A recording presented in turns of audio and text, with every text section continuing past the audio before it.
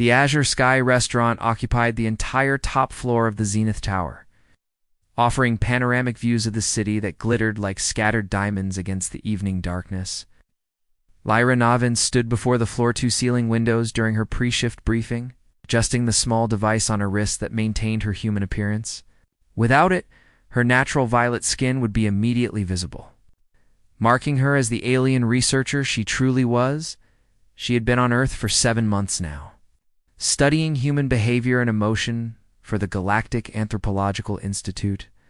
Taking a job at this exclusive restaurant seemed like the perfect opportunity to observe humanity's elite, those with wealth and power, who often revealed the rawest aspects of human nature.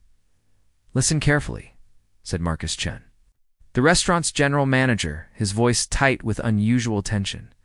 He was a middle-aged man with graying temples and eyes that had seen too many servers quit after a single shift. Table 12 is reserved for Damien Cross. He comes in every Tuesday at 7 o'clock, precisely. He is our most important client and our most difficult. The other servers exchanged knowing glances. Lyra noticed how they seemed to lean away from table 12 as though it emanated some dangerous force. "How difficult?"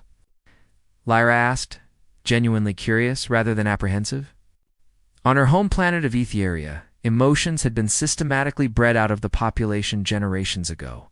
Fear, anxiety, intimidation, these were human experiences. She understood intellectually, but didn't feel herself. It made her uniquely suited to dealing with challenging situations. Marcus's expression was grim. Last month, he made a server cry within 3 minutes. The month before, he sent back a perfectly prepared meal 7 times because the garnish wasn't positioned exactly right. He's reduced grown adults to quitting mid-shift. He tips extraordinarily well, which is the only reason any of us tolerate his presence. "I'll take his table," Lyra said calmly. The room went silent. Marcus stared at her as though she had volunteered to walk into a fire. "Ms. Navin, you've only been here 2 weeks? Perhaps someone more experienced?" "I'll take his table," Lyra repeated, her voice steady. She was here to study human behavior, and this Damien Cross sounded like an exceptional subject. Besides, what could he do to her that would actually cause harm? Her people had evolved beyond emotional vulnerability. At exactly 7 o'clock, atmosphere in the restaurant shifted. Conversations grew quieter. Servers found urgent tasks elsewhere. Even the kitchen staff seemed to move with increased tension. Then he arrived. Damien Cross was tall and imposing. Dark hair swept back from a face that was handsome in a severe, uncompromising way. His suit was charcoal gray and perfectly tailored, emphasizing broad shoulders and a lean frame. But it was his eyes that caught Lyra's attention, ice blue and sharp as surgical steel. Scanning the room with an expression of perpetual dissatisfaction, he moved like a predator through the restaurant, ignoring the greetings from staff, and settled into table 12 with the air of a king taking his throne. Lyra approached with her notepad, observing him with the detached curiosity of a scientist studying a particularly interesting specimen. "Evening. "Mr. Cross, my name's Lyra, and I'll be serving you tonight." He looked up, and for a moment, those ice blue eyes locked onto hers with startling intensity. Most servers probably looked away immediately, intimidated by that penetrating gaze. Lyra met it calmly, studying the micro-expressions that flickered across his face. Surprise, suspicion, and something else she couldn't quite identify. "You're new," he stated, not asked. His voice was deep and cold, each word precisely articulated. "Second week," Lyra confirmed. "What would you like to drink this evening?" "I'll have water. Room temperature, filtered, in a glass that hasn't been touched by anyone's hands on the rim." "Can you manage that simple task? Or should I lower my expectations now?" Lyra tilted her head slightly, observing him the way she might observe a particularly complex equation. "I can manage that. Though I'm curious why you phrase requests as insults. Does being cruel make you feel less alone?" The question hung in the air between them. Around the restaurant, the ambient noise seemed to fade as nearby staff froze, waiting for the explosion. No one spoke to Damien Cross that way. No one questioned him or challenged his behavior. Damien's expression shifted through several stages shock, anger and then something unexpected. His jaw unclenched slightly and his eyes narrowed with what might have been intrigue. "What did you just say to me?" His voice was dangerously quiet. "I asked a question. You don't have to answer it." Lyra kept her tone neutral, genuinely curious rather than confrontational. "I'll get your water exactly as requested. Would you like a few minutes to decide on your meal?" Damien leaned back in his chair, studying her with unsettling focus. "You're either incredibly brave or incredibly stupid. I haven't decided which. Does it matter? Your water will be the same temperature either way." Something that might have been a smile flickered at the corner of his mouth. Gone so quickly, Lyra wondered if she had imagined it. "Bring me the tasting menu. Every course. And tell Chef Romano that if anything is less than perfect, I'll know, of course." Lyra turned to leave, but his voice stopped her. "You didn't flinch." She looked back at him. "Should I have? Everyone does. I'm not everyone, Mr. Cross." Over the next 90 minutes, Lyra served each course of the tasting menu with calm efficiency. She noticed how Damien examined every plate with forensic intensity, how he tested each element separately before combining them, how his expression remained carefully neutral, even when something was clearly exceptional. But she also noticed other things. The way his shoulders were perpetually tense, as though braced for attack. The way he sat with his back to the wall, positioned to see the entire restaurant. The way he checked his phone compulsively during the brief pauses between courses, as though expecting important news that never came. The loneliness that radiated from him like cold from ice. When she brought the final course, a delicate chocolate soufflé with raspberry coulis, Damien surprised her by speaking beyond his usual cutting. Remarks about temperature and presentation. "Why didn't you run away when the other servers did?" Lyra set down the dessert with precise care. "Because you looked like someone who had been run away from too many times already." The words came out before she fully considered them. It was an observation based on her studies of human behavior and body language, but saying it aloud felt different. More personal. More real. Damien's carefully maintained mask cracked visibly. His eyes widened, and for just a moment, Lyra saw raw emotion there: pain, surprise, and something like hunger. Not for food, but for understanding. For connection. For someone to actually see him. "You don't know anything about me," he said, but his voice lacked its usual sharp edge. "I know you eat alone every Tuesday. I know you expect the worst from everyone around you. I know you use cruelty as armor." Lyra paused, then added softly, "And I know it's exhausting." Damien stared at her for a long moment, his jaw working as though he wanted to say something but couldn't find the words. Finally he spoke, his voice rough. "What's your last name?" "Navin." "Lyra Navin." "Well, Lyra Navin, you're either going to be the best server I've ever had or the worst decision of my evening. I haven't decided which yet." "That seems fair." "I haven't decided if you're actually cruel or just very practiced at pretending to be." This time, Damien definitely smiled. It was small and fleeting, but genuine. "Are you always this direct with customers?" "Only the ones who seem like they might appreciate honesty more than flattery." Damien pulled out his wallet and extracted several bills far more than the meal cost. He placed them on the table but didn't immediately leave. Instead, he looked up at Lyra with an expression she couldn't quite decipher. "I'll be back next Tuesday. Same table. Same time, I'll be here." "Good." He stood, towering over her by several inches. Up close, Lyra could see the faint lines around his eyes, the tension in his jaw, the carefully controlled way he held himself. "Don't change. Don't start trying to please me or anticipate my needs. Just ...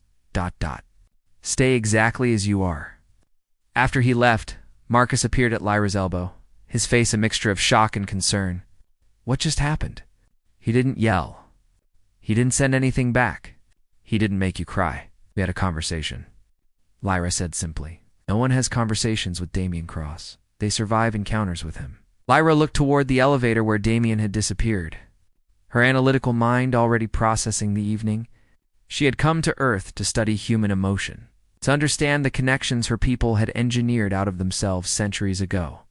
She hadn't expected to find a subject as complex as Damien Cross, a man who had built walls so high, around himself that he had forgotten what warmth felt like, and she definitely hadn't expected to feel curiosity about him that went beyond scientific interest. As she cleaned table 12, Lyra found herself already anticipating next Tuesday, wondering what other walls might crack if she just kept refusing to flinch. Tuesday became the day Lyra looked forward to most, which puzzled her. Ithurians didn't experience anticipation in the emotional sense they acknowledged. Future events with logical planning, but without the accompanying excitement or anxiety that humans felt. Yet as each Tuesday approached, Lyra found her thoughts drifting to Damien Cross. With increasing frequency, he arrived precisely at 7 o'clock for the 4th consecutive week, and Lyra noticed immediately that something was different. The ice-blue eyes that usually swept the room with disdain seemed to search specifically for her, and when they found her, something in his expression softened almost imperceptibly. "Good evening." "Mr. Cross," Lyra greeted him as she approached table 12. "Damien," he corrected, surprising her. "After 4 weeks of you refusing to be intimidated by me, I think we can move past formalities." "Damien." Then, she noticed he had a leather portfolio with him tonight, unusual for his typically minimalist presence. Water, room temperature, filtered, please, and Lyra. He waited until she met his eyes. "Sit with me for a moment." Before the dinner rush starts, Lyra glanced around. The restaurant was still relatively quiet, and Marcus had mysteriously disappeared into the back office. She had a feeling her manager was deliberately giving her space with their most important client. She slid into the seat across from Damien, acutely aware that this broke every protocol of server-customer interaction. But then, everything about her dynamic with Damien seemed to exist outside normal parameters. "I did something I've never done before," Damien said, opening the portfolio. Inside were photographs, professional shots of paintings. Lyra's breath caught as she recognized the style, the brushstrokes, the emotional depth in each piece. "You researched me." It wasn't a question. "I wanted to understand who you are beyond this restaurant." Damien's finger traced the edge of one photograph. A painting Lyra had done of a lone figure standing at the edge of a vast, empty landscape. "You told me you're an artist?" "These are extraordinary, Lyra. Why are you serving tables instead of selling these in galleries?" Lyra felt something unfamiliar twist in her chest, vulnerability perhaps, or the fear of being truly seen. "Because galleries look at my credentials, not my work. No formal art education, no connections, no wealthy patrons. I'm invisible to them, not to me." Damien's voice was firm. "I see you, Lyra, and I'd like to help if you'll let me." "Why?" The question came out more sharply than intended. "You don't even know me, don't I?"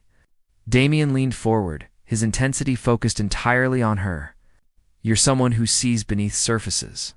Someone who refused to be afraid of me when everyone else runs. Someone who asked me if being cruel made me less lonely, which, by the way, is the most insightful question anyone has ever asked me." "Does it?" Lyra asked softly. "Make you less lonely?" Damien was quiet for a long moment. "No, it makes me more lonely. But it's safer than letting people close enough to hurt me." "What happened to make you believe that?" And then, in the quiet corner of a Azure Sky restaurant, Damien Cross began to tell his story. About parents who used affection as a tool for manipulation, giving love only when he performed to their standards. About his business partner and best friend, Marcus Holloway, who had stolen proprietary technology in half their company, leaving Damien to rebuild from the wreckage. About learning that every smile had an agenda. Every kindness came with strings attached. Every relationship was a transaction. "I became what people expected," Damien said, his voice raw. "The cruel billionaire. The Ice King. Because if I fulfilled their worst assumptions, they couldn't get close enough to actually hurt me."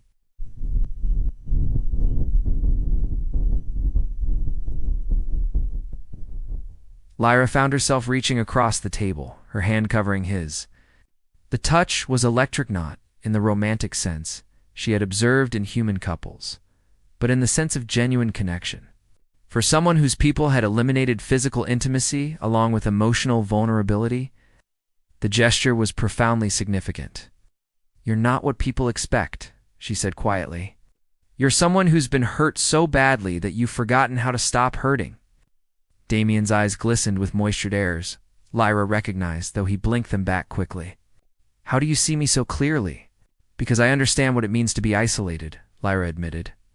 This was dangerous territory. She was edging close to truths she couldn't fully reveal. "I come from a place where connection doesn't exist the way it does here, where everyone functions independently, efficiently, but completely alone. I came to Earth to study what my people lost. But I'm learning it's one thing to observe connection and another thing entirely to experience it." "Are you experiencing it?" Damien asked, his hand turning beneath hers to intertwine their fingers. "Connection. With you?" "Yes." The admission felt monumental, and it terrifies me. "Good," Damien said, and this time his smile reached his eyes. "Terror means you're actually feeling something real."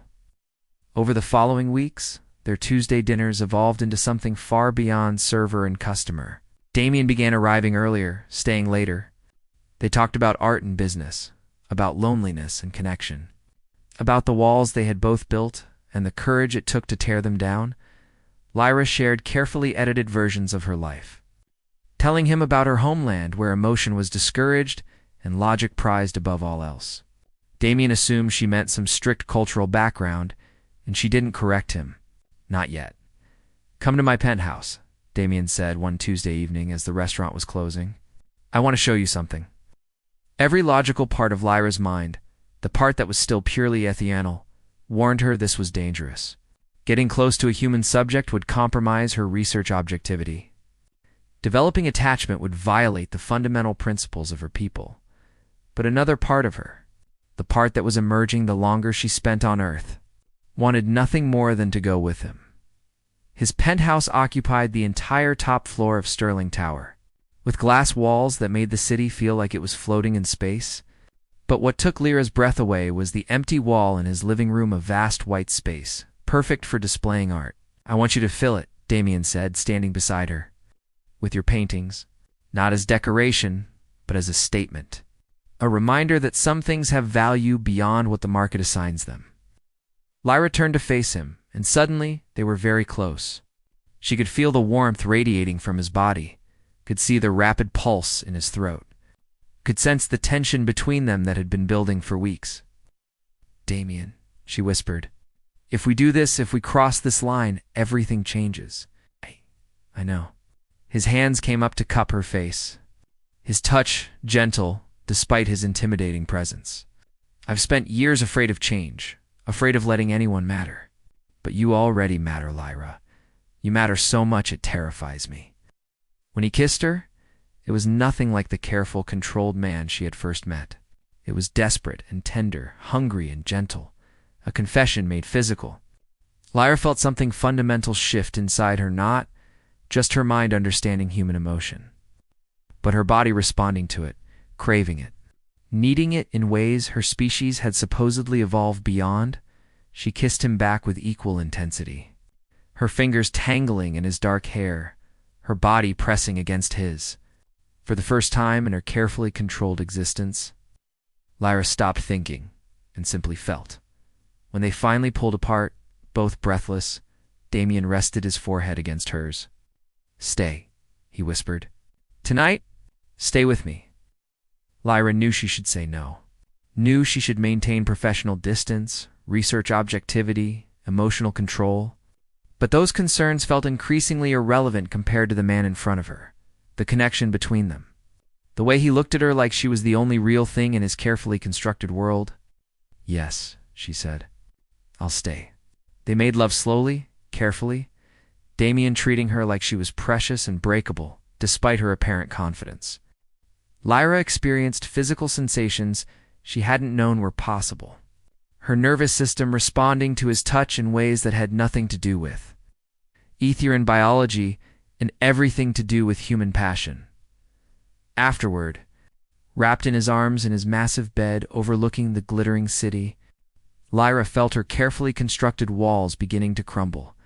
She was falling in love with Damien Cross, genuinely, impossibly, completely in love, and she had no idea how to tell him the truth about what she really was. The next month passed in a haze of clandestine meetings and growing intimacy.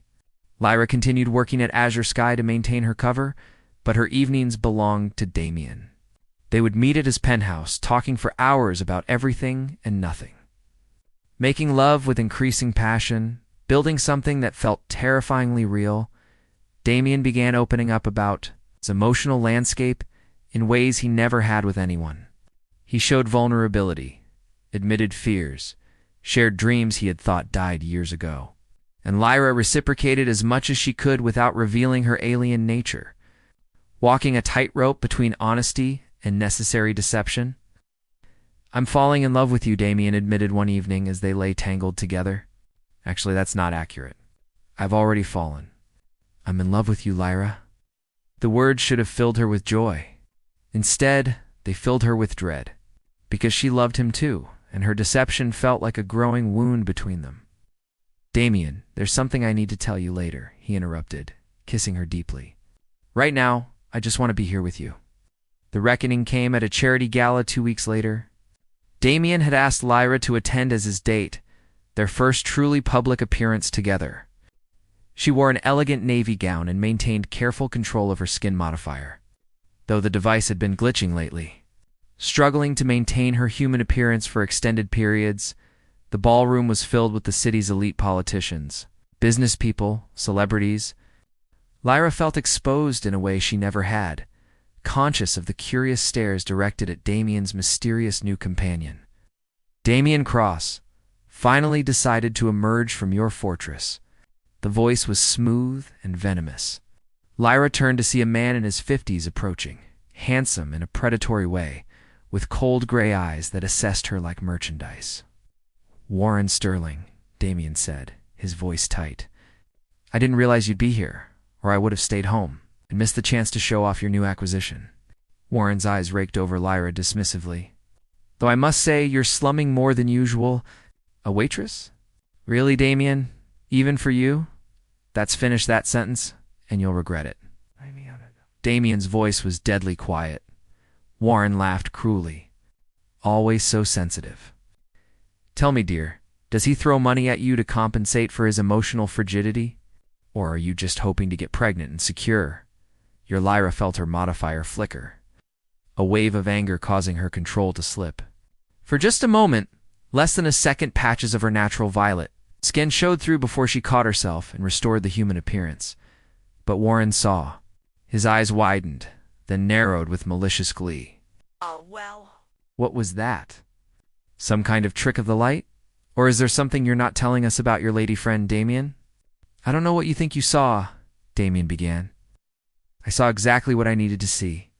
Warren pulled out his phone. "I have contacts who would pay handsomely for information about whatever she really is.